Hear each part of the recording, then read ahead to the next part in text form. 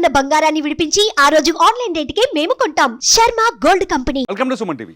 Hero Vishal కి ఏమైంది? మదగజ రాజా release press meet లో, ఇది ఒక 12 ఏళ్ల క్రితం చేసిన సినిమా. ఇది ఆ సినిమాని ఇప్పుడు ఈ సంక్రాంతికి, ఎప్పుడో 2013లో ఆ సినిమాని రిలీజ్ చేయాలనుకున్నారు, అది వర్కౌట్ కాలేదు. ఇప్పుడు ఈ సంక్రాంతికి ఆ సినిమాని రిలీజ్ చేస్తున్నారు. ఈ రిలీజ్ సందర్భంగా హీరో విశాల్ నిన్న చెన్నైలో ప్రెస్ మీట్ పెట్టారు. చెన్నై ప్రెస్ మీట్లో విశాల్ని చూస్తే ఫ్యాన్స్ గుండెలు అదిరిపోయినాయి.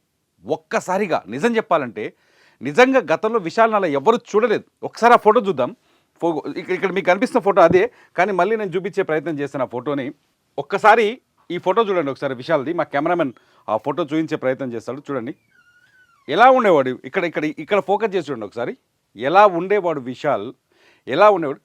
ఇలా ఉండే విశాల్ ఇంత స్ట్రాంగ్గా, ఎనర్జెటిక్గా. పందెంకోడి సినిమాలో విశాల్ ఫైట్స్ చూస్తే ఒక్కొక్కటి బయట థియేటర్లో కూర్చున్నట్టుగా గూస్ బంప్స్ వచ్చేటివి.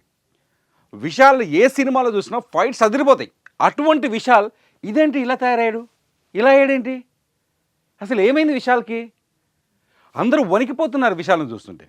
విశాల్ ఫ్యాన్స్ తమిళనాడులో బీభత్సంగా ఉన్నారు. తమిళనాడు మాత్రమే కాదు, 2 తెలుగు రాష్ట్రాల్లో ఉన్నారు విశాల్ ఫ్యాన్స్. విశాల్ ఫైట్స్ అంటే చాలామందికి ఇష్టం, విశాల్ డైలాగ్స్ అంటే చాలామందికి ఇష్టం. విశాల్ తీసిన సినిమాలు మినిమం ఆడుతాయి తెలుగులో. అటువంటి విశాల్ మన తెలుగోడు, పైగా మన తెలుగోడు విశాల్. అటువంటి తమిళ నడిగర్ సంఘానికి నడిపించిన వ్యక్తి, అధ్యక్షుడిగా పనిచేసిన వ్యక్తి, ఎవరికైనా సమస్య వస్తే ఒక నటుడుగా అందరికంటే ముందు రియాక్ట్ అయ్యే వ్యక్తి. అటువంటి విశాల్ ఏమైంది? విశాల్కి, మన విశాల్కి ఏమైంది? హీరో విశాల్కి ఏమైంది? నిన్న మదగజ రాజా ప్రెస్ మీట్లో కూర్చున్నప్పుడు ఖుష్బూ ఉన్నారు, ఆ సినిమా డైరెక్టర్ ఉన్నారు, అట్లాగే విజయ్ ఆంటోనీ, ఆయన హీరో కమ్ మ్యూజిక్ డైరెక్టర్. సినిమాకి 13 ఏళ్ల క్రితం ఈయనే మ్యూజిక్ చేశాడు. ఇందులో మన తెలుగమ్మాయి అంజలి హీరోయిన్గా యాక్ట్ చేసింది, అట్లాగే వరలక్ష్మి కూడా హీరోయిన్గా యాక్ట్ చేసింది. ఈ సినిమా చాలా బాగుందని చెప్పేసి ఆ నమ్మకంతో మళ్ళీ ఇప్పుడు రిలీజ్ చేస్తున్నారంటే, ఆ ప్రెస్ మీట్కి వచ్చిన విశాల్ మైక్ పట్టుకొని ఇలా వణుకుతూ మాట్లాడుతున్నాడు. గొంతులోంచి భాష రావట్లేదు, మాట పెగలడం లేదు, మాట్లాడలేకపోతున్నాడు. అక్కడ చూసి యాంకర్ అప్పుడు ఏం చెప్తుందంటే, విశాల్ గారు మీరు వైరల్ ఫీవర్తో బాధపడుతూ ఈ ప్రెస్ మీట్కి వచ్చారు, దయచేసి కూర్చోండి. సరే వైరల్ ఫీవర్ అనుకోండి, మొహం ఇట్లా ఎందుకు అయిపోయింది? ఇలా ఏమైంది విశాల్కి? మొహం ఇలా మారిపోవడం ఏంటి? కొంచెం ఉబ్బినట్టుగా, పెదవులన్నీ లావుగా అయినట్టుగా విశాల్కి చాలా బాధ అనిపించింది విశాల్ని చూస్తే.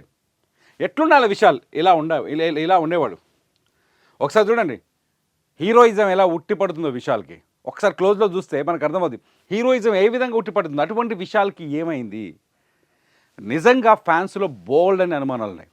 విశాల్ ఎప్పుడైతే అనారోగ్యంగా స్క్రీన్ మీద కనిపించాడో, విశాల్ ఎప్పుడైతే కాస్త వణుకుతూ మైక్ పట్టుకుని ప్రెస్ మీట్లో మాట్లాడాడు, ఆయన గొంతు పెగలటం లేదో, అతను వణికిపోతుంది. సాధారణంగా జ్వరం ఉంటే హీరోలు ఖచ్చితంగా వాయిదా వేసుకుంటారు, కానీ ఈ ప్రెస్ మీట్కి ఎందుకు వచ్చాడు విశాల్?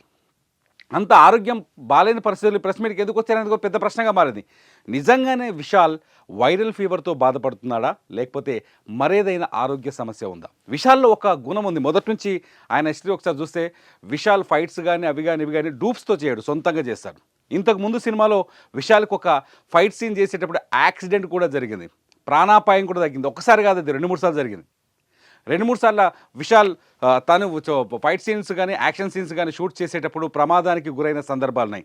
ఆ ప్రమాదాల సందర్భంలో దెబ్బతిన్న ఆరోగ్యమే ఇలా అయిందని సోషల్ మీడియాలో కొందరు పోస్ట్ పెడుతున్నారు. అలా జరగలేదనేది మనం అనుకోవాలి, అలా జరగకూడదు కూడా.